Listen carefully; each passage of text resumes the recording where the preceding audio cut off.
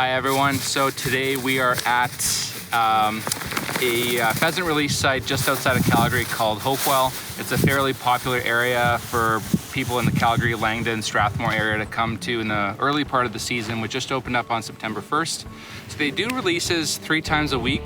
The trick is sometimes figuring out when the releases are going to happen, taking a shot at going out on a certain day and see if the release truck came by, if there are any fresh pheasants out there.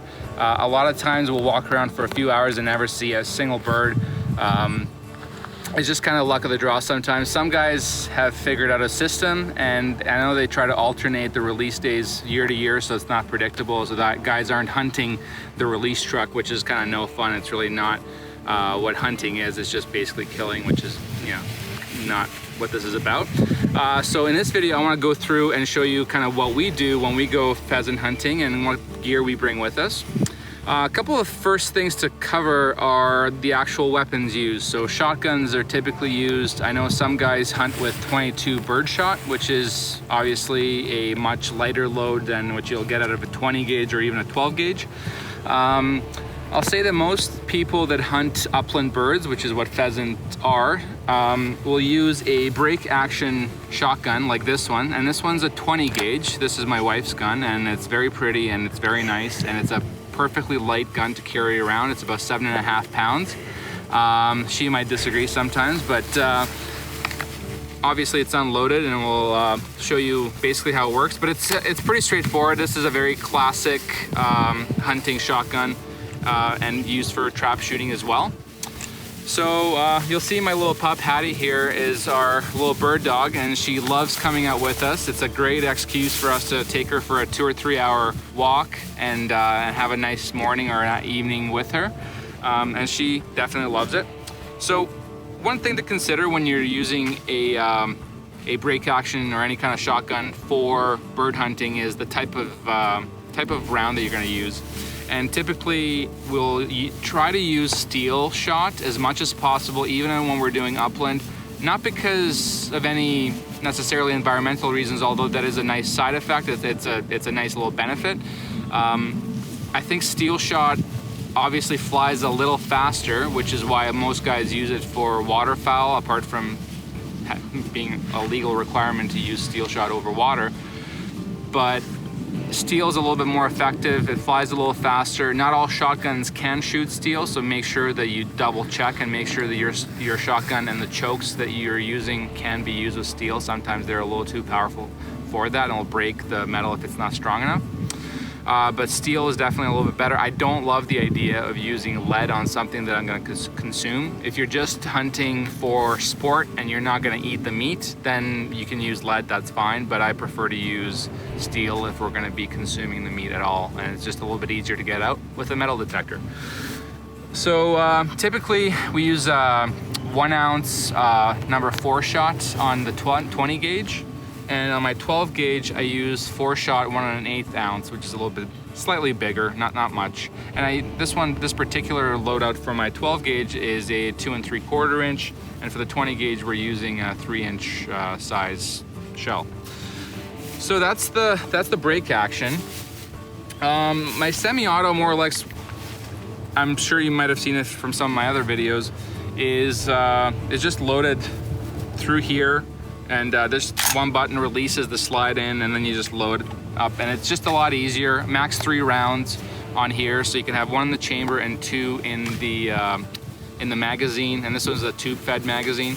The nice thing about the semi-autos versus pumps is that it'll load the next round right in there. It'll eject the shell after you shoot it. It'll load the next one, and you basically have a follow-up shot within, you know, a 1/4 second, which is great.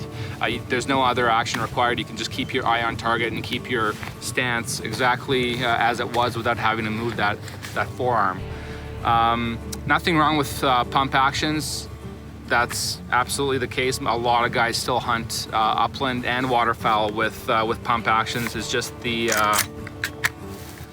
semi-autos are becoming more and more popular, and this one was only about $800 because it's an inertia-driven system. There's no gases involved. There's no gas piping or anything like that, or gas system for extraction and insertion. So it's a lot it's a lot better. I prefer this one. It's a Stoeger M3500. As far as the other stuff's concerned, you'll see me, I basically just have some kind of all-weather pants. You don't want to wear anything that'll catch burrs, so anything wool or a lot of guys hunt in jeans, and that's fine. The problem is in early mornings and evenings where we hunt and in the areas that we do, there's a lot of tall grass, as you can see behind me here, and the dew will collect and your pants will get very wet and they'll get very heavy, and when those late fall, mid-fall temperatures hit and it gets really cold, you might catch a cold, you might do something else that's not quite favorable for you. And the pants will sometimes slide down unless you have a really strong belt, and that'll make it harder to move through the grass and you'll get way more of a workout than you need to. So definitely something that's burr resistant, that's rip resistant, and that'll wick water and moisture away fairly quickly. A lot of places like Cabela's and Bass Pro sell upland hunting pants, and they're basically jeans for the most part with a really tough material on the front so that you can go through from thickets and bushes and pretty much anything thorny that might catch onto your clothing. And the other part that we really like to wear with us, which is super handy as well, is this vest. We got it actually from Cabela's, this particular one, but I mean Browning, Bass Pro, Redhead, all sorts of other different brands have upland hunting vests. And these ones are nice because they're not a full enclosing vest, and they're just basically straps that have the, they're just load bearing, but they also have the visible high-vis orange all around and around the back as well, so other hunters can see you. And a lot of times we wear a high-vis hat as well, but we chose not to today. The nice thing about them is that they've got these pouches where you can actually have your additional shells and rounds. There's little pockets for those and little shell holders. And then there's a nice little vest for like your documentation, your wallet, your hunting licenses, or anything else you might want to carry with you, a knife, whatever. And on the back, here, I'll stand up and I'll show you. On the back side, there's a nice little pouch for actually collecting your birds. So a lot of guys, when they get a bird, they'll just slide them into this back pocket. So right in here, you can carry probably 4 or 5 birds. Usually you'll carry 2 because that's what the limit is at these sites. But if they're wild birds in some areas, it might be 3 or 4. Apart from that, really just make sure you dress appropriately for the weather, and that's about it. There's not a ton of gear required for upland bird hunting. It's a fairly low cost of entry way to get into any kind of hunting. That's actually the first thing that we ever did. And obviously you need a dog. A dog is necessary for most situations, but it's not a requirement. It's definitely an advantage. And we spent some time training Hattie to be a good bird dog. And what that really means is getting her used to gunfire. We've taken her to the range at Silver Willow Sporting Clays Club, and we've taken her when it was still open to the public because we're not members there. We've taken her there since she was a pup and got her used to shotgun fire. And what that means is really just having her near us while we're shooting clays. And we kept a really close eye that when we fired and see how she reacted, if we needed to kind of, you know, give her some space and some time, and she was really fine with it from the very beginning, so she was natural at it and we didn't have to do anything extra, and we just got her used to it over time. She doesn't even think of it, she doesn't even react, she kind of just stays focused on what she's doing. And the big other thing is getting her scent trained. So doing all sorts of different exercises with your dog to make sure that it's a fun game for them. You can do it with their favorite treat. You can hide it in your hand and get them to find which hand it's in. You can kind of mess it around and then play the cups game with when you hide the treat underneath just a coffee cup or some other kind of thing, and you kind of rotate it around, just the classic thing that people play as well, but the dogs love it. It's a fun thing for them. And then the next thing you can move on to is a pheasant scent. A lot of guys will say that they like to use pheasant feathers, or they like to use a pheasant wing. And we'll use something like this, a pheasant feather that we found out in the field or from a previous hunting year. A lot of guys will freeze them and use them to train their dogs with, or even just to refresh their memory of the scent. And what I started her on though before was a little tube of pheasant scent. It's I don't know if it's artificial or if it's derived from natural sources, but it's Remington brand. And what it is, it's basically just a little tube, and I squirted it on one of her favorite toys that was actually shaped like a pheasant, and we'd drag it around the backyard, and I'd get her to follow the scent. So every time she'd pick up on the scent, I'd give her a treat. Every time she'd find where the toy was that was soaked in the scent, I'd give her a treat. And then I'd increase the difficulty level. I'd get her to go in the house, and I'd hide it somewhere in the backyard, and then we'd continue that. I'd let her out and get her to find it, and I'd give her a treat when she found it.